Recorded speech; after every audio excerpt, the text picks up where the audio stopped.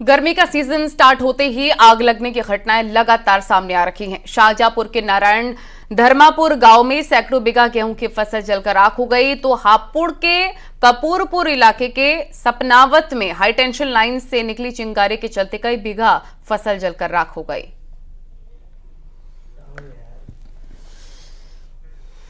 ये तस्वीरें आप देख रहे हैं गर्मी के सीजन में आग का कहर और जगह जगह आग लगने की घटनाएं सामने आ रही हैं। कई बीघा पकी गेहूं की फसल जलकर पूरी तरीके से खाक हो गई है। शाहजहांपुर और हापुड़ की तस्वीरें इस वक्त आप देख रहे हैं। किसानों को काफी ज्यादा नुकसान हो रहा है, उनकी खड़ी पकी फसल गेहूं की बर्बाद हो गई है जलकर। गर्मी के सीजन के चलते अलग अलग जिलों से आग लगने की घटनाएं सामने आ रही हैं। इसी कड़ी में धर्मापुर गांव में भी आग लगी है और हापुड़ में भी इसी तरह की तस्वीरें।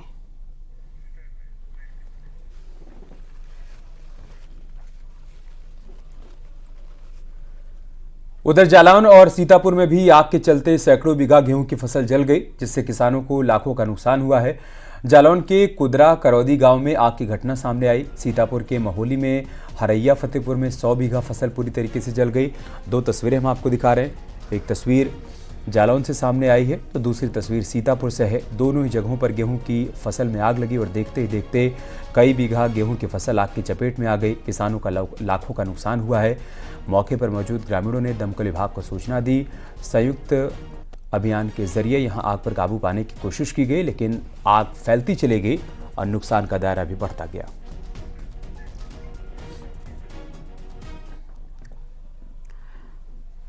और लखनऊ में ठाकुरगंज में एक अपार्टमेंट में आग लग गई है। अपार्टमेंट के टॉप फ्लोर पर लगी आग। सूचना पर पुलिस और फायर की टीम मौके पर पहुंची है। तमाम अधिकारी भी पहुंचे हुए हैं मौके पर।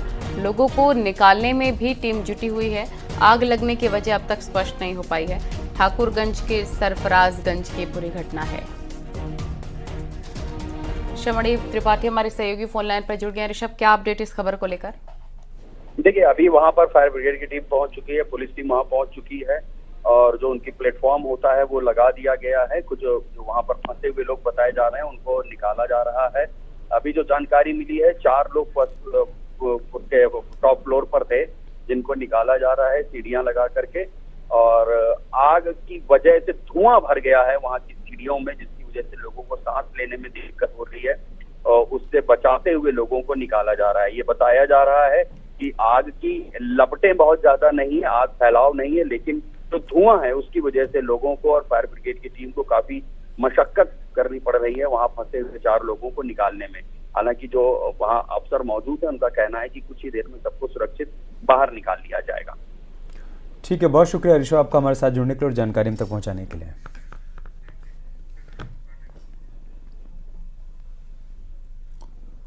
गाजियाबाद में दूसरे चरण में मतदान होना है, जिसके लिए बीजेपी, एसपी और बीएसपी ने पूरी ताकत झोंक दी है। लेकिन गाजियाबाद की जनता के मुद्दे क्या हैं? क्या गाजियाबाद में राष्ट्रीय मुद्दे हावी रहेंगे या लोकल मुद्दों पर जनता वोट करने वाली है? इसी पर आपको एक रिपोर्ट दिखाते हैं।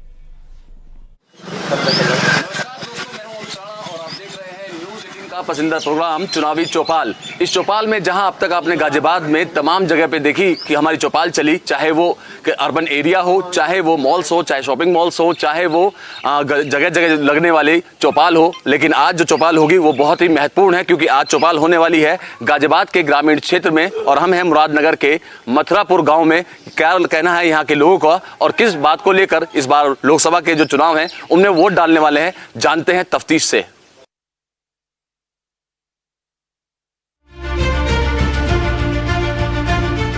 नमस्कार दोस्तों, मैं हूं अमित राणा और अब तक आपने देखा होगा अगर दिल्ली एनसीआर की हम बात करें, खासकर गाजियाबाद की बात करें, तो हाई राइज बिल्डिंग यहां आपको नजर आएंगी। लेकिन अगर हम यहां के देहात की बात करें या यूं कहूं कि ग्रामीण क्षेत्र की बात करें, तो ग्रामीण क्षेत्र आपको दिखाना चाहूंगा। फिलहाल हम खड़े हैं मुरादनगर इलाके में। मुरादनगर का एक गाँव पड़ता है मथुरापुर, ये गाँव है।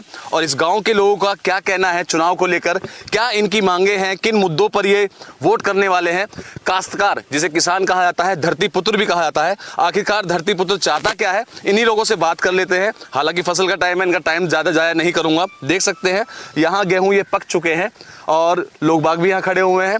सभी के अपने अपने मन में विचार हैं। यूथ मेरे साथ हैं। कहा जाता है कि यूथ के ऊपर सारा दारोमदार होता है।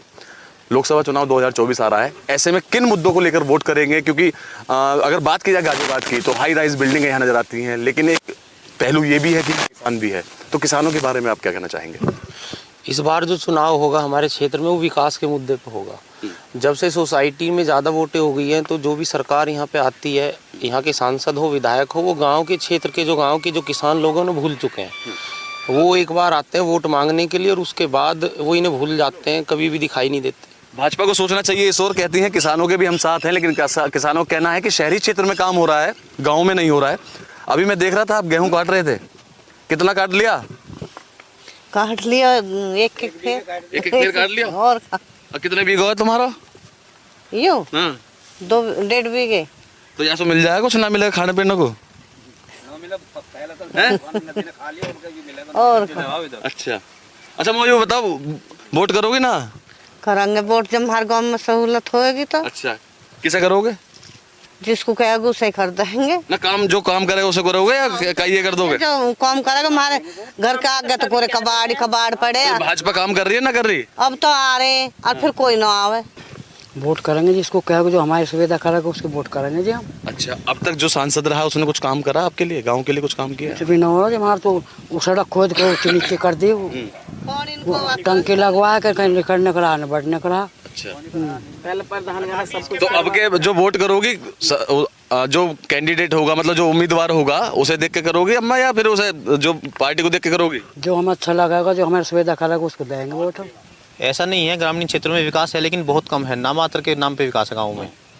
तो गाँवों की तरफ भी ध्यान दिया जाए, जैसे शहरों की तरफ है। शहरों में 100% का विकास है तो गाँव में 50% होना चाहिए। ऐसा नहीं कि गाँव में भी। तो ये सारी समस्याएं हैं। और यहाँ देख सकते हैं कि यहाँ लोग बाग बैठे हुए हैं, इनसे जानेंगे और बात करेंगे। क्योंकि शहरी चौपाल हम कर चुके हैं अब तक, शहरी चौपाल के लोगों का कहना था कि यहाँ इस बार किसको वोट देंगे, किसको नहीं देंगे, किन मुद्दों पर देंगे। ऐसे में ग्रामीण जो लोग हैं उनके क्या मुद्दे हैं, किन मुद्दों को लेकर वोट करने वाले हैं, इनसे ही जान लेते हैं और बात कर लेते हैं। चौपाल है तो चारपाई तो बनेगी, चारपाई में बैठ जाओ। क्या कहेंगे, किन मुद्दों पर वोट कर रहे हैं? देखो जी, हमारी तो बहुत समस्याएं हैं। हमारे जैसे गांव में निकलने के लिए रास्ता नहीं है, नाली नहीं है, पानी निकलने का कोई निकास नहीं है, कोई तालाब की अच्छी व्यवस्था नहीं है। सांसद तो एक ही। यहाँ रुक रहे छोटे से ब्रेक के लिए।